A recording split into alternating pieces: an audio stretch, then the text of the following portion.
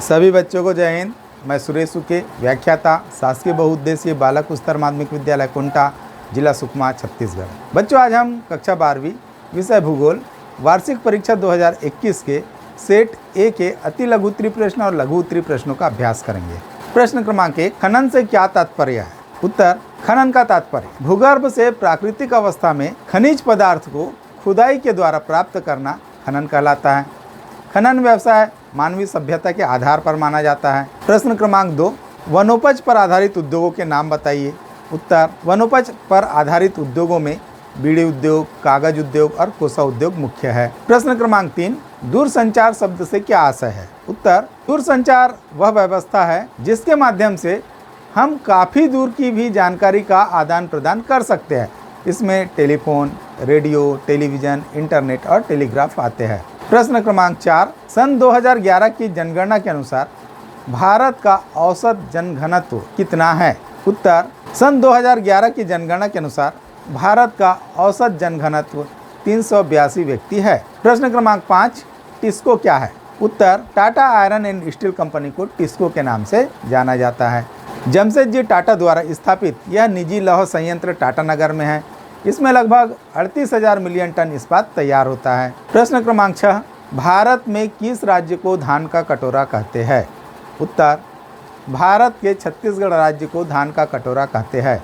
यहाँ 89.7% भूभाग पर धान की कृषि की जाती है। धान की सर्वाधिक किस्मों का उत्पादन भी यहाँ पर होता है। प्रश्न क्रमांक 7, शुष्क भूमि कृषि किसे कहते हैं? उत्तर, शुष्क कृषि इसे बारानी या वर्षा जल पर आधारित कृषि कहते हैं।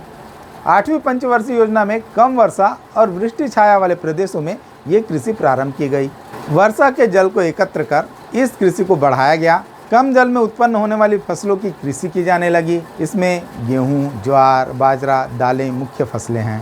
प्रश्न क्रमांक 8, आयात निर्यात में 3 अंतर लिखिए। उत्तर, अंतर्राष्ट्रीय व्यापार का मुख्य आधार आयात और निर्यात है। आयात और निर्यात में अंतर इस प्रकार है। अंतर 1, एक देश का दूसरे देश से माल मंगवाना आयात कहलाता है, जबकि एक देश का दूसरे देश को माल भेजना निर्यात कहलाता है। अंतर 2, देश में उपलब्ध घरेलू मांग को पूरा करने के लिए आयात किया जाता है, जबकि वैश्विक व्यापार में उपस्थिति बढ़ाने के लिए निर्यात किया जाता है। अंतर 3, आयात का स्तर कमजोर आर्थिक व्यवस्था का संकेत देता है, जबकि निर्यात का उच्च स्तर अधिकांश उत्पादन का संकेत देता है। अंतर 4, आयात का अर्थव्यवस्था पर विपरीत प्रभाव पड़ता है, जबकि निर्यात विदेशी मुद्रा प्राप्ति का स्रोत है। प्रश्न क्रमांक 9, मिश्रित कृषि की विशेषता बताइए। उत्तर, मिश्रित कृषि में कृषि के साथ साथ पशुपालन या अन्य सहायक उद्योग भी किए जाते हैं। इसकी प्रमुख विशेषताएं इस प्रकार है। पहला, मिश्रित कृषि में कृषि औद्योगिक क्षेत्रों के निकट की जाती है। इसके लिए आसपास तीव्र परिवहन के साधन होना आवश्यक है। तीसरा, वर्षा पर्याप्त हो तथा सिंचाई के साधन भी सुलभ होना चाहिए। चौथा, इसमें फल फूल और चारे की खपत के लिए खपत केंद्र समीप होना चाहिए।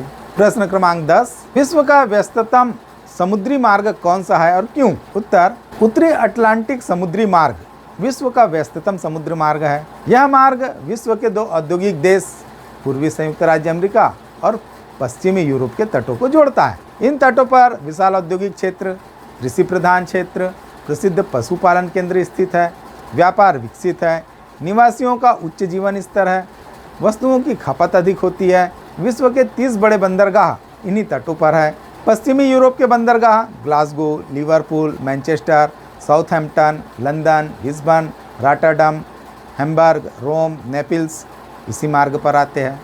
उत्तरी अमेरिका के पूर्वी किनारे के मुख्य बंदरगाहों में Quebec, Montreal, Halifax, New York, Philadelphia, Baltimore, new Orleans इस मार्ग के मुख्य बंदरगाह हैं। इस मार्ग से संयुक्त राज्य अमेरिका का कपास, गेहूं, पेट्रोलियम, मोटर कार, वस्त्र का व्यापार होता है। प्रश्न क्रमांक 11, वृत्ताकार प्रतिरूप को समझाइए। उत्तर, वृत्ताकार प्रतिरूप झील या तालाब के चारों ओर किनारे किनारे बस्ती बस जाती है, जिससे गांव का स्वरूप गोलाकार हो जाता है। वृत्ताकार प्रतिरूप की विशेषताएं इस प्रकार है। विशेषता 1, जल क्षेत्र के पास मानव निवास होता है। दूसरा, जल आधारित उद्योग विकसित होते हैं। प्रश्न क्रमांक 11, चौका पट्टी प्रतिरूप का वर्णन कीजिए। उत्तर, चौका पट्टी प्रतिरूप मैदानी भागों में जहां पर दो सड़कें एक दूसरे को समकोण पर काटती हुई आगे बढ़ जाती है तो इनकी चारों शाखाओं के किनारे चौका पट्टी के रूप में गांव बस जाता है। चौका पट्टी प्रतिरूप की विशेषताएं इस प्रकार है। मुख्य मार्ग के किनारे किनारे गांव का विकास हो जाता है। प्रश्न क्रमांक 12, भारत में अंतर्राष्ट्रीय प्रवास के कारणों की व्याख्या कीजिए।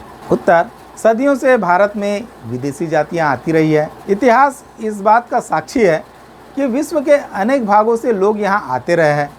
आक्रमणकारी के रूप में सर्वप्रथम ईरान के लोग यहां आए।